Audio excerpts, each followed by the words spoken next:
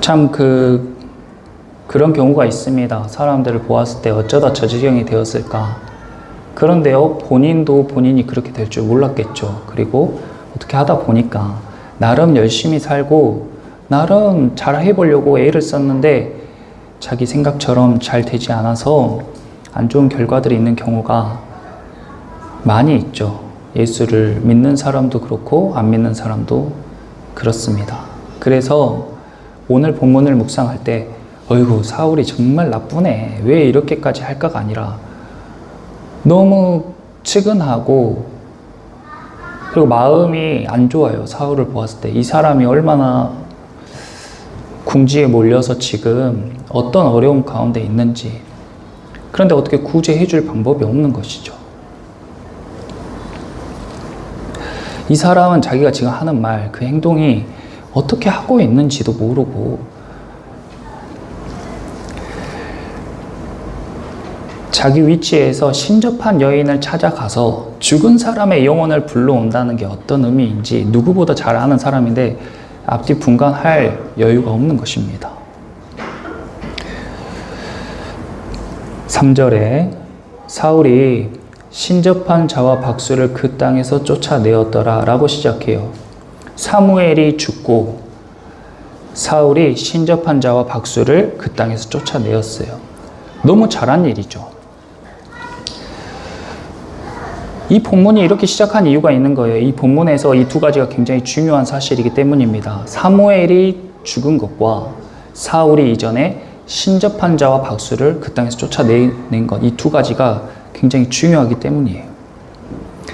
블레셋 사람들이 다윗이 없는 것을 알고 사울의 이스라엘을 공격하러 옵니다. 그러니까 사울은 그 군대를 보고 너무 두려워가지고 마음이 크게 떨렸다고 했어요. 멘붕이 온 거죠. 그런데 6절 보세요. 사울이 여호와께 묻자오되 여호와께서 꿈으로도 우림으로도 선지자로도 그에게 대답하지 아니하심으로. 거기 여호와께 묻자오되 밑줄 그어보세요. 사울이 여호와께 물었습니다. 그런데요, 성경은 이 열왕기 상하의 똑같은 본문과 똑같은 역사와 똑같은 내용을 한 번 더 다른 시각으로 기록하고 있는데 그것이 역대상하예요. 이 똑같은 내용을 역대상하에서 한 번 더 이야기하고 있는데 거기서는 어떻게 이야기하고 있는지 역대상 한번 봐보겠습니다. 성경을 조금만 더 넘겨서 역대상 10장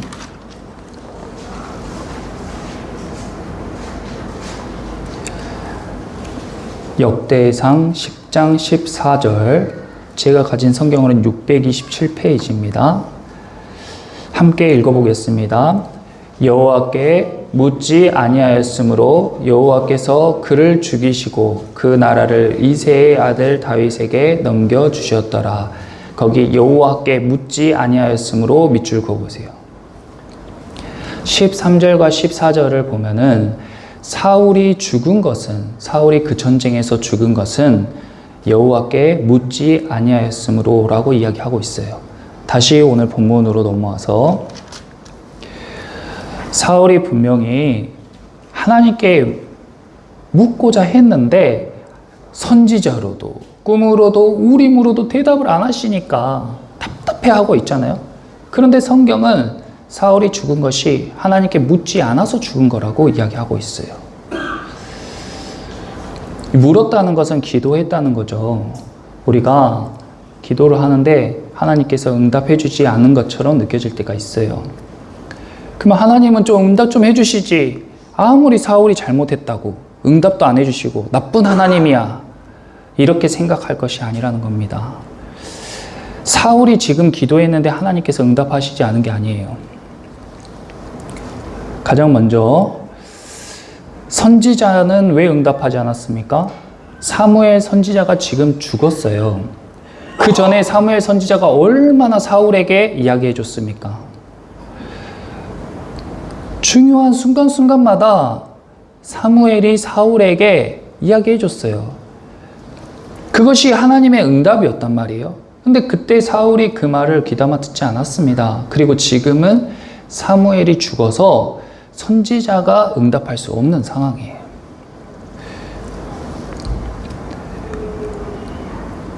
우림은 뭐예요? 우림과 둠밈은 제사장이 입는 에봇이라는 옷이 있어요. 대제사장이 입는 에봇이라는 옷에 가슴에 주머니 같은 게 있는데 거기에 흰돌과 검정돌을 넣어요. 그것이 우림과 둠밈입니다. 그래서 하나님께 기도하고 하나님 이 일을 어떻게 하면 좋을까요?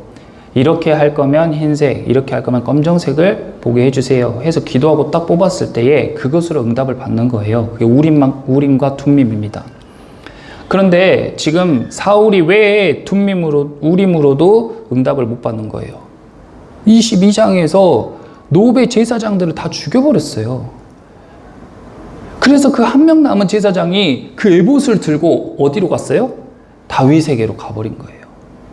그때는 사람들이 관심도 없었어요. 에봇에 관심도 없었어요. 다윗만 그 에봇을 귀하게 취한 거예요. 여러분도 관심 없었죠? 22장에서 제사장 한 명 남은 사람이 다윗에게 에봇을 가져갔다고 했을 때, 오, 귀한 에봇을 가지고 왔네? 이렇게 느끼셨습니까? 그냥 가져왔나 보다 이러죠. 결정적인 순간에 그거 어디 있지? 에봇 어디 있지? 얘들아, 에봇 어디 있어? 에봇. 에봇이 없는데요? 왜 없어? 에봇이 왜 없어?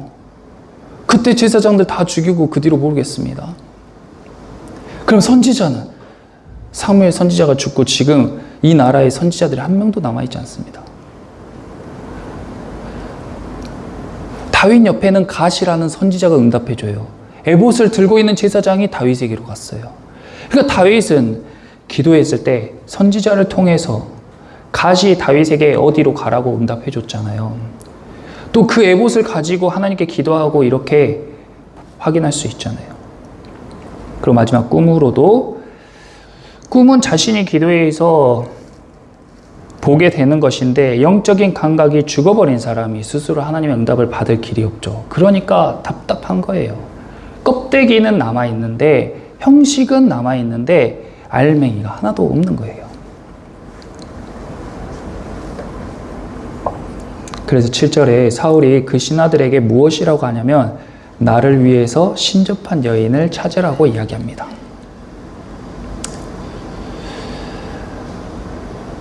이것이 너무 안타깝고 아쉬워요. 사울은 예배의 형식은 잘 갖춰져 있고 말끝마다 하나님이에요. 말끝마다 하나님. 근데 잠깐 기도해보고 응답이 없으니까, 문제는 코앞에 있는 것 같은데 잠깐 기도해보고 응답이 없는 것 같으니까 바로 자기가 생각하기에 자기를 위하여 신접한 여자를 찾잖아요. 교회 다니면서도 무당을 찾아가거나 점 보는 사람들이 많이 있습니다. 혹시 이 자리 가운데에도 계시면 너무 불편해하지 마세요. 우리는 다 약점이 있어요.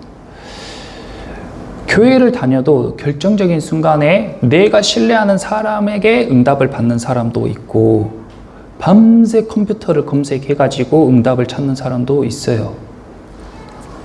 기도했을 때에는 응답이 너무 더딘 것 같고 안 올 것 같고 하나님이 안 계실 것 같은 거, 하나님이 그 문제를 해결해 주실 수 없을 것 같은 거예요. 평소에 교회를 잘 다니고 입으로 하나님을 잘 이야기하던 사람도 자기 코앞에 온 위기 앞에서 그 내면이 신랄하게 드러나는 거예요. 그래서 그 여인을 찾아가가지고 나를 위해서 죽은 사람을 좀 불러내라 하니까 그 신접한 여자가 당신 지금 누구 죽게 할 일이 있습니까? 지금 이 나라의 사울이 신접한 자와 박수들 다 쫓아내고 그 사람을 찾아간 사람은 다 사형시킨다고. 성경에 레위기와 신명기에도 신접한 자와 박수들을 찾아가면은 다 죽여야 된다고 써여 있어서 이 나라의 사울이 하나님의 말씀에 순종한다고 지금 신접한 자와 박수를 다 쫓아내는데 지금 당신이 저한테 뭘 하라고 하시는 거예요. 그랬더니 사울이 뭐라고 해요? 10절에 한번 같이 읽어봅시다. 사울이 여호와의 이름으로 그에게 맹세하여 이르되 여호와께서 살아계심을 두고 맹세하노니. 이게 이런 이야기를 들으면 막 여기가 들썩들썩 하는 것 같아요. 이렇게 행동을 하고도 입에서 하나님이 나온다고요. 신접한 여자를 찾아가서 하는 말이 내가 하나님께 맹세하고 네가 별일 없을 거야. 근데 그 사람이 지금 어떻게 갔어요? 변장하고 다른 옷을 입고 자기도 자기가 하는 짓이 잘못인 줄 아니까 그렇게 변장하고 다른 옷 입고 간 거 아니에요. 근데 그 사람이 그렇게 말하니까 여호와의 이름으로 맹세를 하고 있는 거예요.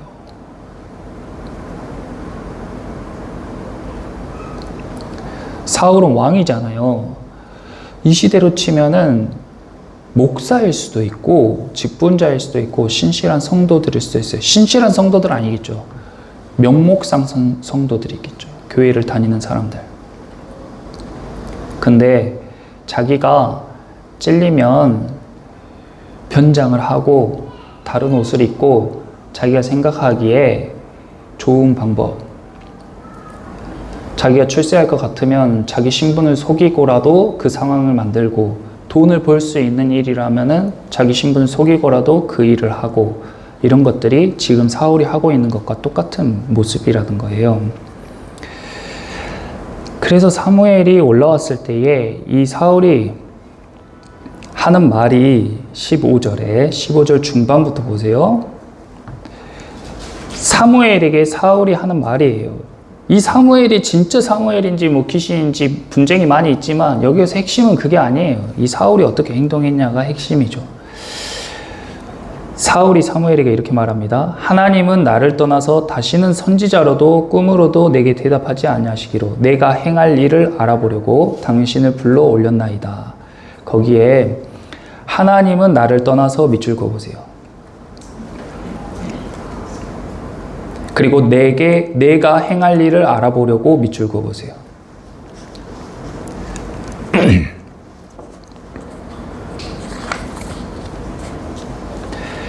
자, 이것을 잘 봐보세요. 지금 사울은 내가 기도도 했고 교회도 다니고 예배도 드리고 해보려고 했는데 하나님이 지금 나를 떠나서 응답을 안 해줬는데 내가 어쩌란 말입니까? 하나님이 잘못한 거 아닙니까? 근데 하나님이 지금 사울을 떠났어요? 하나님이 사울을 떠났습니까?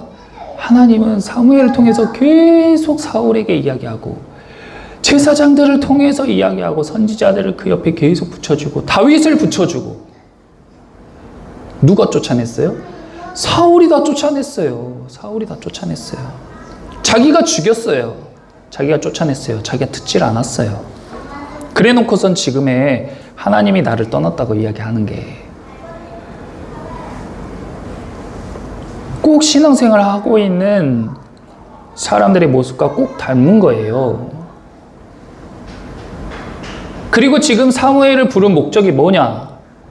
자기가 행할 일을 알아보려고 부른 거예요. 그러니까 우리의 신앙생활이 지금 어디서부터 잘못됐냐고요. 사울이 지금 이야기할 거는 내가 도대체 어디서부터 꼬였고 어디서부터 잘못됐습니까? 제 신앙을 지금 어디서부터 바로 잡아야겠습니까? 이런 기도를 해야 되는데, 하나님 저 지금 큰일 나는데 이거 해결하려면 어떻게 해야 돼요? 지금까지 저의 행동이나 제 생각은 잘못된 게 없어요. 근데 하나님이 지금 저한테 응답하시지 않잖아요. 블레셋이 지금 저를 공격하러 오는데 제가 어떻게 해야겠습니까? 이것만 관심사예요. 성도들은 그것만 관심사예요. 저 지금 제 앞에 있는 문제 해결해야겠는데 하나님 그러려면 어떻게 하겠습니까? 하나님 지금 저 이렇게 하고 싶은데 제 뜻대로 이렇게 하려면 지금 어떻게 해야겠습니까? 이게 관심사라고요. 내가 어디서부터 하나님을 떠났는지, 어디서부터 하나님과 다르게 변질되어졌는지, 부패했는지, 그런 것엔 관심이 없어요. 왜 나에게 이런 일이 일어났는지 깊이 생각해 볼 여유도 없어요. 그리고 그냥 하나님을 응답하시지 않는다고 하나님을 원망하고 신접한 사람까지 쫓아가서, 무당까지 쫓아가서, 컴퓨터 앞에서, 키보드 앞에서 어떻게 해야 내 생각대로 이 일을 잘 처리할 수 있을까? 그 모습이 꼭 닮았다고요.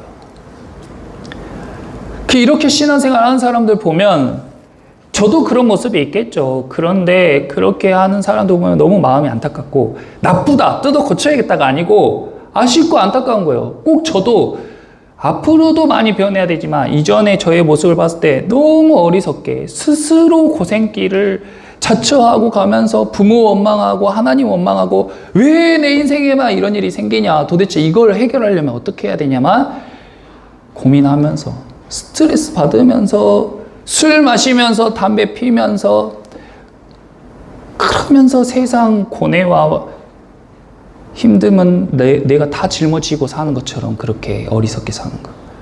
내가 내 고생길 파고 내가 그렇게 잘못한 것이 결과가 그렇게 온 거였는데 엉뚱한 데에다가 그렇게 하고 있는 게 꼭 내 모습 같고, 근데 지금은 주님의 은혜로 그런 것들이 잘 회복돼서 너무 감사하게 살고 있는데 사울과 같이 사는 사람들 보면 주님을 만나게 해주고 싶어서 그 사람이 지금 얼마나 힘들까 싶어서 아쉬운 거예요.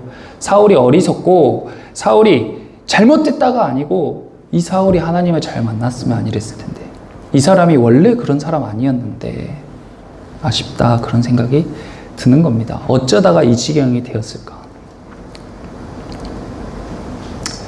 사울이 어디서부터 그랬는지 한번 우리가 지금 25주 동안 이 사무엘상을 한 장씩 한 장씩 이렇게 살펴보고 있는데 앞으로 살짝 가보겠습니다. 13장으로 한번 가볼게요. 사무엘상 13장. 이때까지만 해도 사울이 참 훌륭한 청년이었어요. 13장에서 왕이 되고 난 직후에 이 블레셋과의 인연이 지금 시작된 거예요. 우리가 성경은 몇 번 넘기면 금방 넘어가지만 이 한 장 한 장이 1년일지 2년일지 10년일지 몰라요. 이 13장에서부터 28장은 최소한 10년 이상의 시간이 흘렀을 겁니다. 그러니까 사울이 왕이 돼서부터 이 블레셋과의 인연이 사울은 계속 골칫덩인 거예요. 사울이 처음 블레셋과 싸우던 그 시간인데 13장 9절에서 10절을 보세요. 9절에서 10절 보시면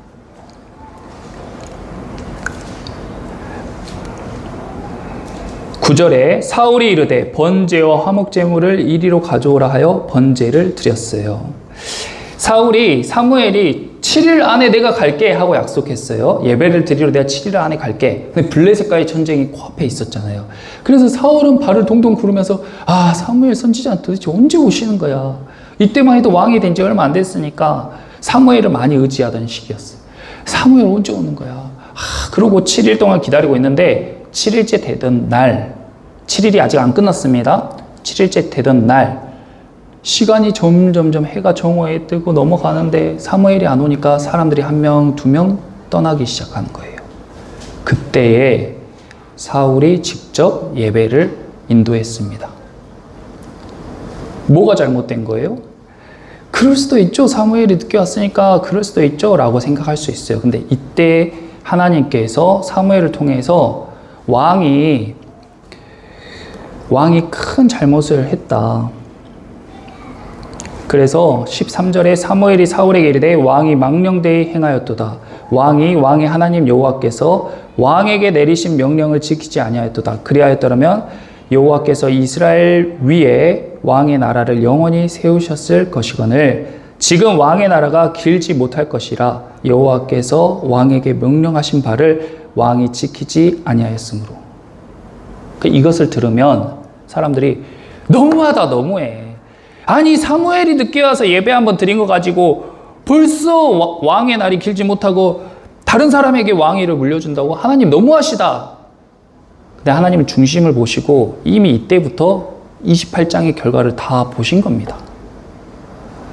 하나를 보면 열을 알고 될성 싶은 나무는 떡잎부터 다르다고 했는데 우리의 이 사소함이요, 우리의 결과를 이미 결정하고 있어요. 내가 주일에 예배드릴 때 그 사소함이요, 내가 평소에 생활할 때 하나님을 대하는 그 사소함이 이미 우리의 결말을, 이미 우리의 결론을 찍고 있다고요. 사울이 이때 왜 예배를 드렸습니까? 하나님을 위해서 예배 드렸어요? 사무엘이 7일이 다 지난 다음 8일째 예배 드렸습니까? 아니에요. 그런 거 아니에요.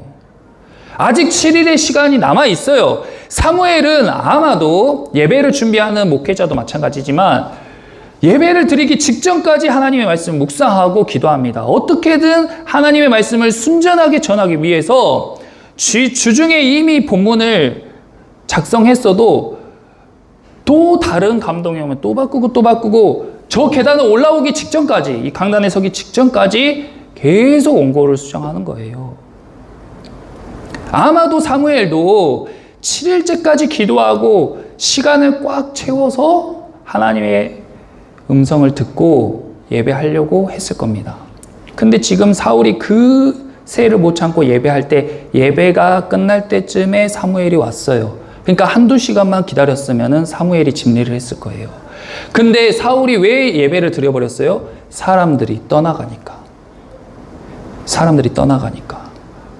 그러니까 사울한테는 지금 누가 중요해요? 사람이 중요한 거예요. 예배를 왜 드려요? 사람들을 통제하고 싶으니까 드리는 거예요. 이 예배를 통해서 저 블레셋과 싸우자 하면 이 사람들이 와 하고 가게끔 만들려고 예배를 드린다고요. 그러니까 사울의 중심을 보니까 하나님이 너는 왕으로서 자격이 없다는 것을 이미 알았죠. 그 뒤에 아말렉과 전쟁을 해서 크게 승리합니다. 하나님께서 그 아말렉에 있는 모든 사람을 다 진멸하라고 하고 모든 재산을 다 불태우라고 해요. 그런데 아말렉을 진멸은 했어요. 쳐서 진멸은 했어요. 근데 사무엘이 와보니까 저기에서 매 하고 양소리, 염소소리, 송아지 소리가 들리는 거예요. 이 소리가 무슨 소리냐 했더니 이거 사람들이 좋은 것들 좀 남겨놓자고 해서 남겨놨다. 이거 하나님께 드리려고 남겨놓은 거예요. 말만 하나님하고 입만 번지르르하고 정작 사람들 눈치 보고 자기 눈에 보기에 좋은 것들을 꼼쳐두고 이미 거기에서 사울의 태도, 사울의 삶이 결정이 된 거예요. 하나님한테 서운하다고 하지 마세요. 하나님은 10배, 100배 서운해요. 우리에게 하나님은 100배, 1000배 서운하세요. 본인 삶을 돌아보고 본인의 말을 돌아보고 본인의 행동을 돌아보시라고요. 우리가 사울보다 낫습니까? 제가 사울보다 나아요? 안 나아요. 사울의 꼴이 꼭 제 꼴인 것 같아서 아쉬운 거예요. 안타까운 거예요.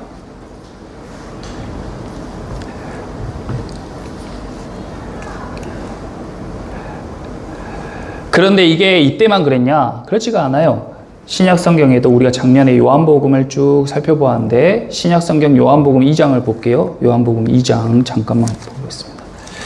신약 성경 요한복음 2장에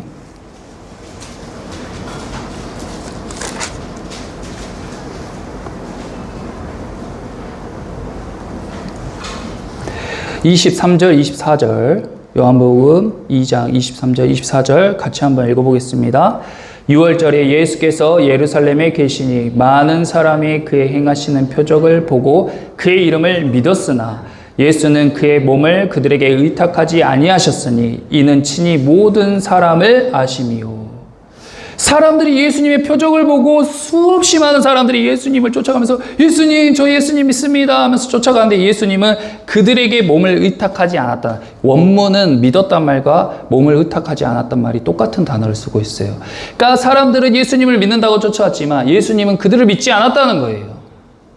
왜냐하면 친히 모든 사람을 아셨기 때문에, 그 사람의 중심이 무엇인지 아셨기 때문에, 왜 예수님을 쫓아오고 있는지 아셨기 때문에 예수님 그들을 믿지 않았어요. 꼭 사울이 하나님을 찾는 것과 꼭 똑같은 조건으로 예수님을 쫓은 거죠. 예수님이 표적을 일으키시니까 예수님 쫓아간 거예요. 그런데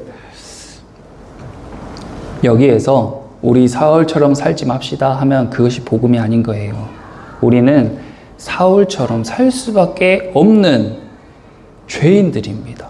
그것이 너무 답답하고 막막하고 절망적인 사실이에요. 그런데 예수님께서요, 자신이 표적을 일으킬 때에 자기를 쫓아오는 수많은 군중과 무리들을 믿지 않으셨지만 십자가에서 우리를 구원하실 때 이 사람들을 제외시키지 않았다는 사실이 바로 복음입니다. 사울이 지옥 갔냐? 쉽게 이야기할 수 없어요. 성경에 그렇게 결론 내지 않고 있습니다. 예수님께서 죄 없는 사람들, 도덕적인 사람들, 하나님 잘 믿는 사람들만 구원했냐? 그것이 아니라는 거예요. 예수님께서 십자가에 못 박히시고 우리를 위해서 피 흘리시고 부활하실 때에 하나님 저 녀석 빼고 구원해 주세요. 이런 것 없습니다. 하나님, 저들이 하는 일이 무엇인지 알지 못합니다. 저들을 용서해 주세요. 그 사랑으로 모든 인류를 구원하셨고 사울과 다윗도 그 예수님의 구속의 은혜 안에 속한 사람들인 줄 믿습니다. 그래서 저와 여러분도 주님께서 우리의 죄를 다 도말하시고 기다려주시고 우리를 용서해 주셨기 때문에 구원받는 존재가 되는 거예요. 그래서 옆 사람에게 제발 이거 잘못하고 저거 잘못하고 그런 것으로 탓하지 마세요. 우리는 더해요. 내가 나를 보면 더하다고요. 그러니까 하나님께 감사함으로, 주님의 그 은혜에 감사함으로 사시는 저와 여러분 되시기를 축원합니다. 제가 그래서 묵상하는데 예전에 들었던 어떤 강연 내용이 생각나면서 이렇게 마음에 떠올랐어요.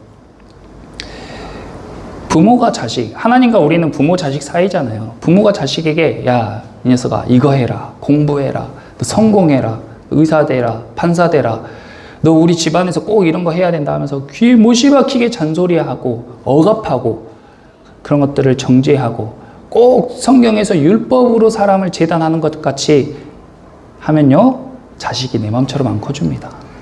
절대 그것으로 안 되잖아요. 너무 잘 아시잖아요.